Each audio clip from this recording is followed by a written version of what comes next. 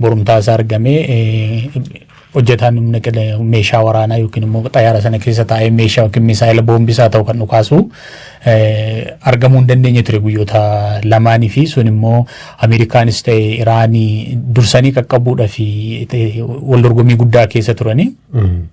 Sababni isaa Iraan nama sana qabattee jechuun waraana kana irratti propaagandaa guddaa ittiin hojjechuudhaaf yookiin immoo maqaa ishee ol kaasuudhaaf waa hedduuf ishii gargaara ture. Namaayyuu namoonni paayileetii Ameerikaa yookiin immoo waraana loltuu Ameerikaa kana qabee badhaasa guddaa akka argatu jechuudhaan waamicha gootee turte. Sanarraa ka'uudhaan namoonni baadiyyaa naannoo xayyaarri sun itti kufe keessa turanillee bobba'anii meeshaa hidhatanii barbaacha cimaarra turan jechuudha. Diraamaa guddaatu ture.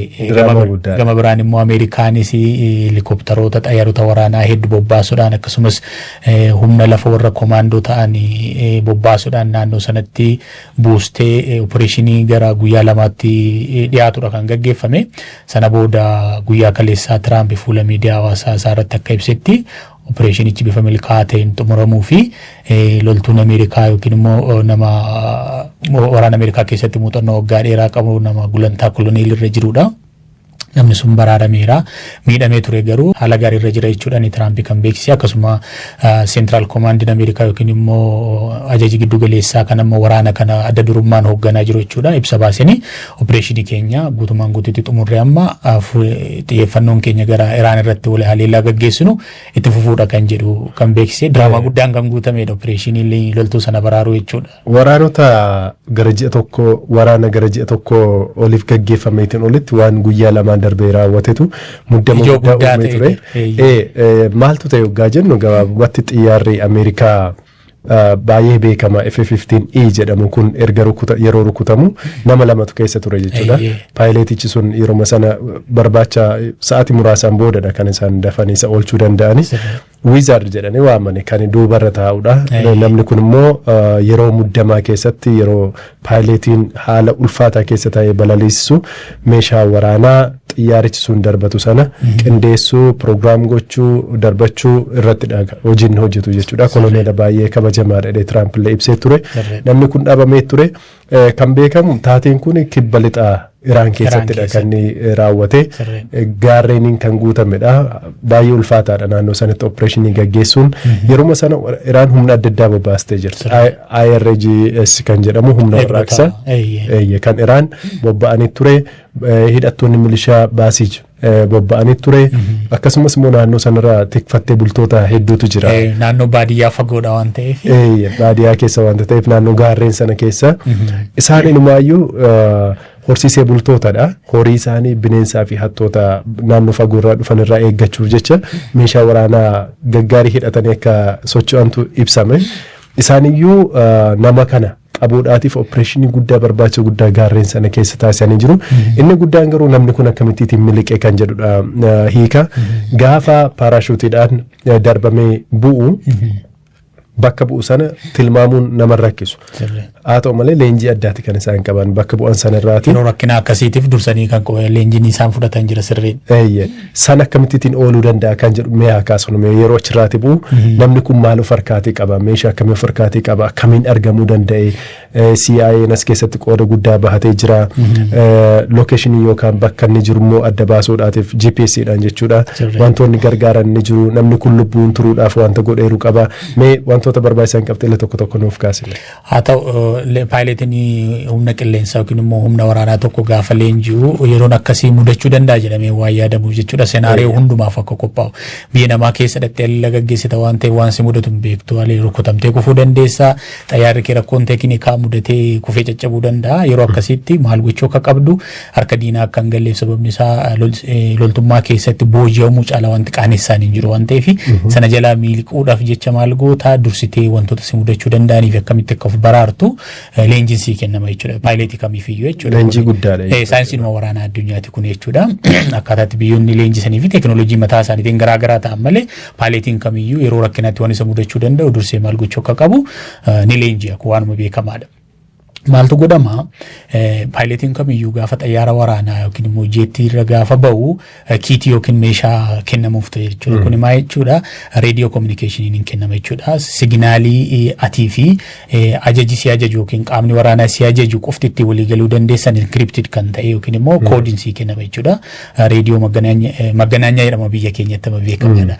Kan loltoonni ittiin wal qunnamtii. Reediyoo qunnamtii jechuudha. Inni siif kennama.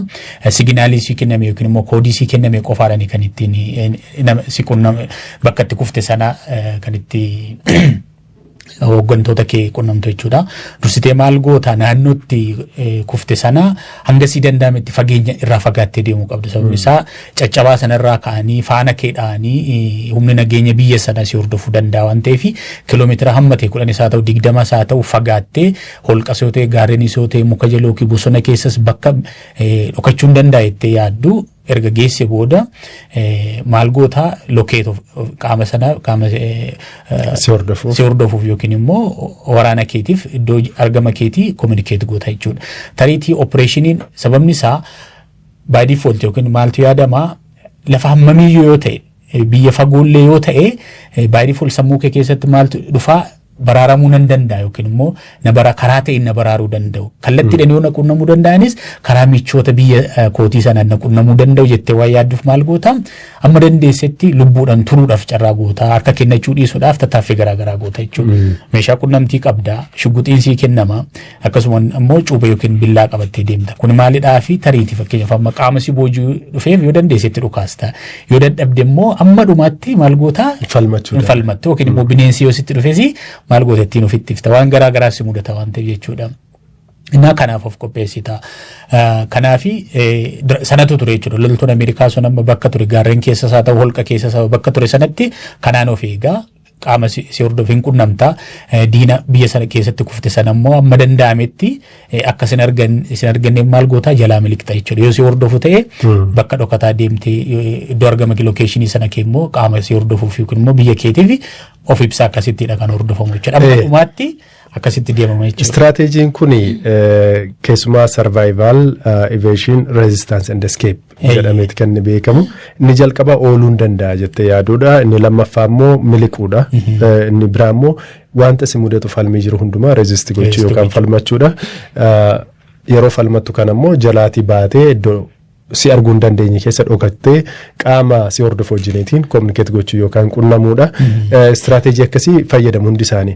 Inni guddaan yeroo achirraatti darbamanii bu'an waan lamatu isaan mudachuu danda'a. Tokkoffaa yeroo paaraashuutiidhaan bu'an humna guddaadhaan harkisa lafaatiin lafa rukutu miidhama salphaan irra dhaqqabuu danda'a. Miidhama guddaanis irra dhaqqabuu danda'a.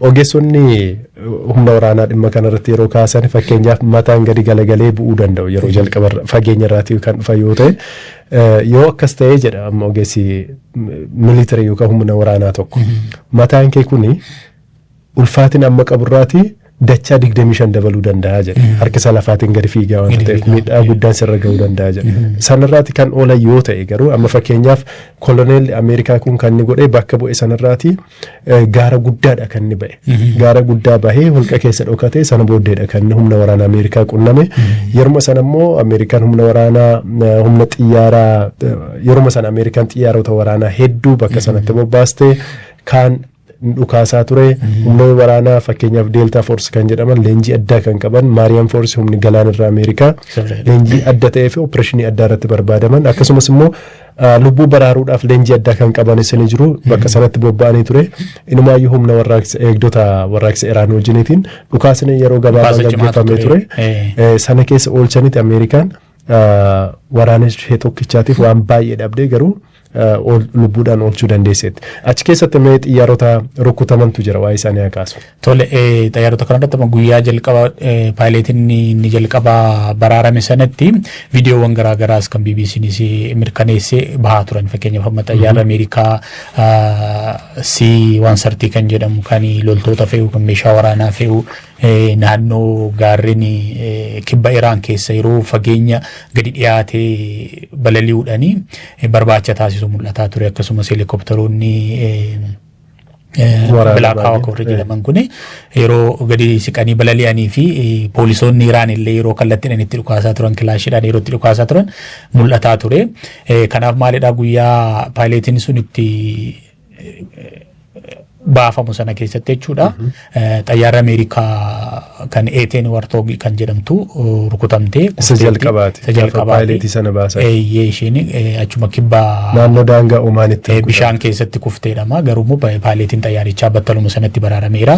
Inni kan biraa helikopteroonni Ameerikaa lamas rukutamaniiru. Black Hawk isaan tuffattoota tuutti dhukaasaa ture faayida. Akkas jedhee garuu immoo nagaadhaan qubataniiru akkasuma immoo paayileetonni achi keessa turanis loltoonni achi keessa turan nagaa isaaniitti US ibsitee turte. Inni kan biraa ogeessa meeshaa waraanaa kan isa guyyoota firaan keessa barbaadamaa ture kana argachuu irratti Ameerikaan xayyaarota hedduu bobbaastee turte. Tiraamp iyyuu kan dubbate humna waraanaa guddaa bobbaasnee xayyaarota waraanaa gosa garaagaraa akkasumas humnoota Ameerikaa gosa garaagaraa bobbaasnee turre jedhee achi keessatti xayyaarri C-130 kan jedhamu xayyaarota gurguddaadha.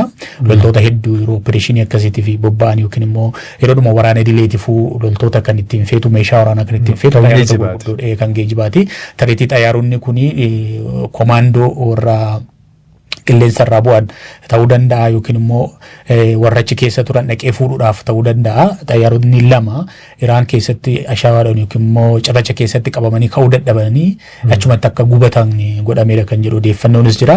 Iraan immoo maal jette xayyaarota Ameerikaa C-130 warra jedhaman kana xayyaarota gurguddoo kana rukutee kuffiseera jette.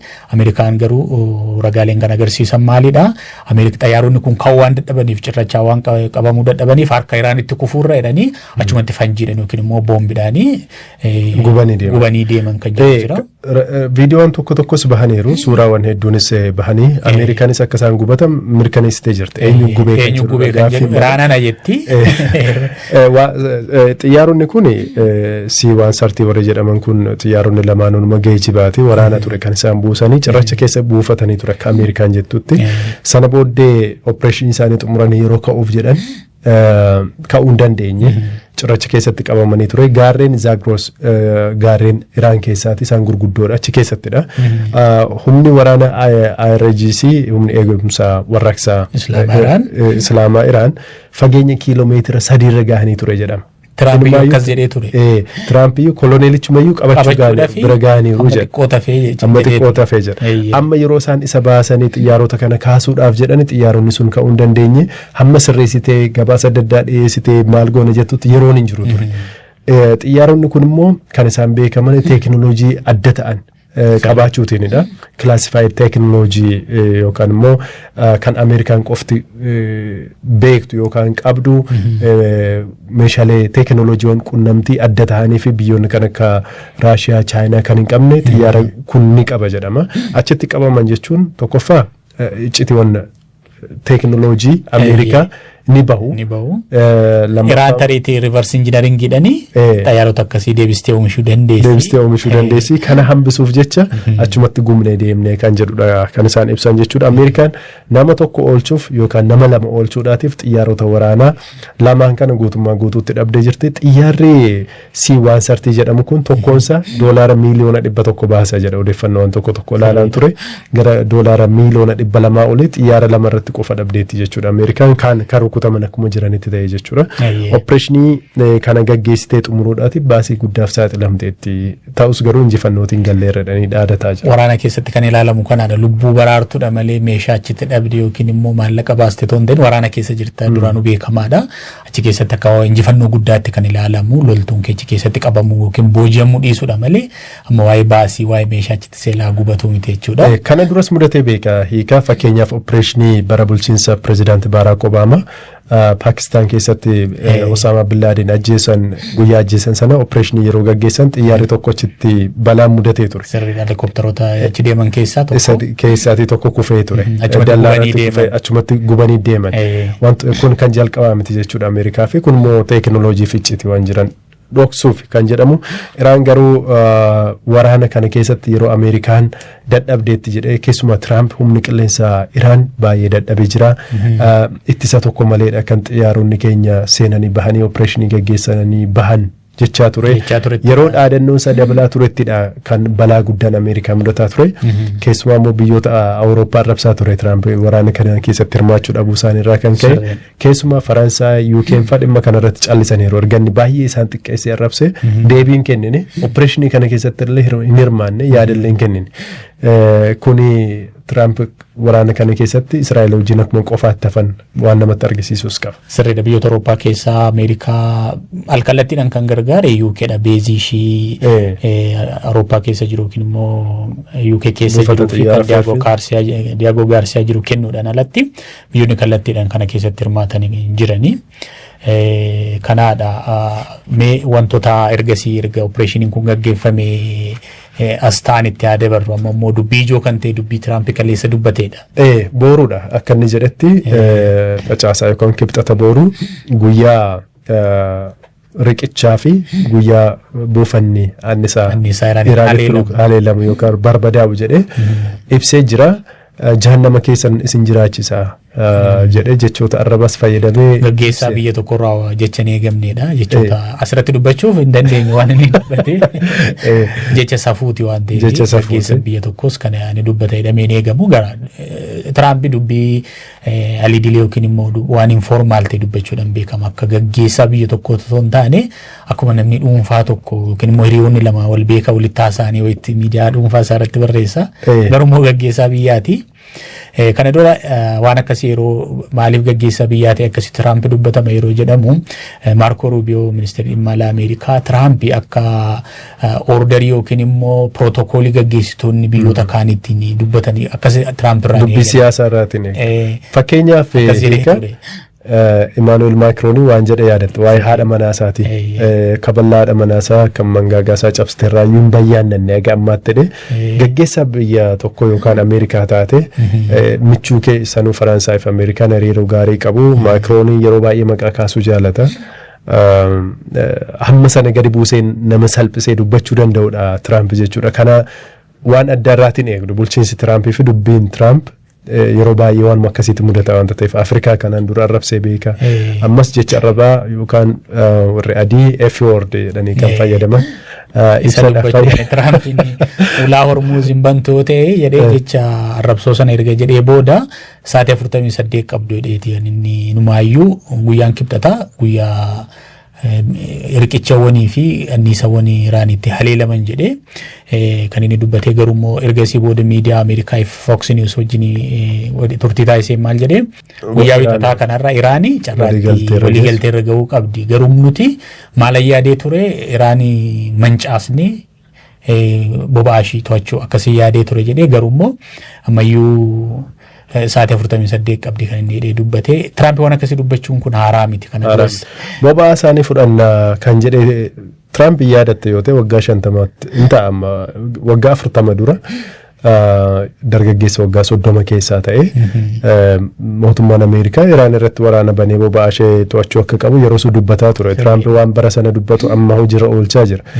Venezuelaa kan inni dhaqee qabatee fi Nikolaas Maduro wajjinitti wal dhabdee addaa waan qabaniif osoo hin taane qabeenya boba'aa addunyaa irratti sadarkaa tokkoffaarra ishee kaa'u Venezuelaa waan qabduuf amma dabareen yoo waraan Iraan keessaatti bahe gara Kuubaatti darbuu danda'a. Irra deddeebiin maqaa Kuubaadha jedhee jira. Kanaaf Tiraamp tokkoffaa tilmaamuu hin dandeessu. Dhuguma waan dubbatu kan hojiirra oolchamuun oolchuu kan jedhu.